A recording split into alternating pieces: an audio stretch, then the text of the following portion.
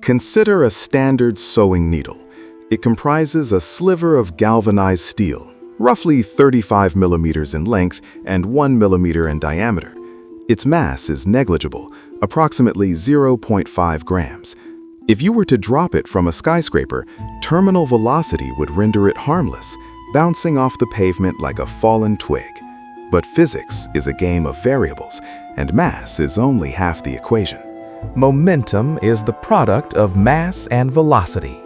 If we take this insignificant sliver of iron and accelerate it, we change its nature.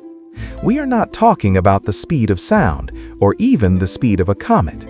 We are hypothesizing a scenario that breaks the fundamental laws of our universe, accelerating matter to c, the speed of light, 299,792,458 meters per second. Before we witness the impact, we must address the Einsteinian barrier. According to the special theory of relativity, formulated in 1905, as an object with mass approaches the speed of light, its relativistic mass increases. To accelerate a needle to 100% of c would require infinite energy. It is a physical impossibility. Therefore, for the sake of this analysis, we will assume the needle is traveling at 99.9999% of the speed of light. We actually have a precedent for this on a subatomic scale. In 1991, the University of Utah's Fly's Eye detector observed the "Oh my God" particle. It was a single proton traveling at 99 followed by 29% of the speed of light. That single proton carried the kinetic energy of a baseball thrown at 60 miles per hour. Now, scale that up from a proton to a needle containing sextillions of atoms. At this velocity, the needle is no longer a needle. Due to Lorentz contraction, from the perspective of a stationary observer on Earth, the needle has foreshortened into an infinitely thin, two-dimensional disk. However, its mass has relativistically ballooned. It is no longer half a gram. It has become a relativistic kill vehicle, carrying kinetic energy comparable to the largest nuclear arsenals ever assembled. The needle enters the exosphere. In conventional aerodynamics, air molecules flow around a moving object, but at 99.9% light speed, the air molecules do not have time to move. The needle strikes the atmospheric nitrogen and oxygen nuclei directly. This is not aerodynamic friction. This is nuclear fusion. The needle is effectively a particle beam accelerator colliding with the atmosphere. The impact happens before the light of the entry even reaches the ground. The needle traverses the 100 kilometers of atmosphere in 3/10,000ths of a second. The column of air in its path is instantly converted into plasma, hotter than the core of the sun, emitting a blast of gamma radiation and X-rays that sterilizes everything within a 50-mile radius before the needle even touches the soil.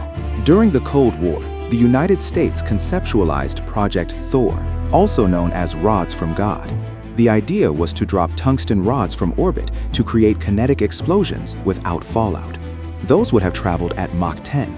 Our needle is traveling 88,000 times faster than Mach 10. The kinetic energy scales with the square of the velocity. The difference in destructive power is the difference between a firecracker and an extinction event. Impact. The needle does not stop at the surface. It punches through the crust and deep into the mantle. The kinetic energy release is calculated using the relativistic energy equation. For a 1-gram object at this speed, the energy release is roughly 43 kilotons of TNT, comparable to the atomic bomb dropped on Nagasaki. However, this is if we assume 99.9% light speed. But remember the "oh my God" particle? If we add more nines to the percentage, 99.9999999%, the energy doesn't just double, it skyrockets exponentially. At ultra-relativistic speeds, the Lorentz factor dictates that our needle now carries the energy of an asteroid impact, like Chicxulub, the rock that killed the dinosaurs. In this ultra-relativistic scenario, the needle penetrates the Earth's core, depositing its energy throughout the planetary interior. The resulting shockwave would shatter the tectonic plates. The crust would liquefy. Supervolcanoes across the globe would erupt simultaneously. the atmosphere would likely be stripped away by the expanding plasma plume. Civilization would end not with a bang, but with a flash of light so intense it would blind anyone facing the horizon, followed by a ground-shattering pulse that turns the bedrock into dust. But let us push the experiment to its breaking point. What if we ignore physics? What if the needle actually hit at the speed of light? 100%. If an object with mass reaches the speed of light, its mass becomes infinite. Its energy becomes infinite. The equation divides by zero. The moment that needle touches the atmosphere, the universe breaks. An infinite collision with infinite energy would likely create a singularity, a black hole, right here in our solar system. Or, perhaps even more terrifying, it could trigger a phase transition in the vacuum of space, known as vacuum decay. A bubble of true vacuum would expand from the impact point at the speed of light, rewriting the laws of physics and deleting the universe as we know it. All from a piece of steel used to hem trousers. Fortunately, the universal speed limit protects us. The energy required to accelerate this needle to such speeds exceeds the total energy output of our sun over its entire lifespan. The needle remains just a needle, inert, harmless. But it serves as a potent reminder. It reminds us that mass and energy are two sides of the same coin, that the tranquility of our daily existence is maintained by the strict, unyielding limitations of the laws of physics. We live in the safe zone of the velocity curve. So the next time you drop a needle, be thankful for air resistance, be thankful for inertia, and be thankful that the speed of light remains an unbreakable barrier.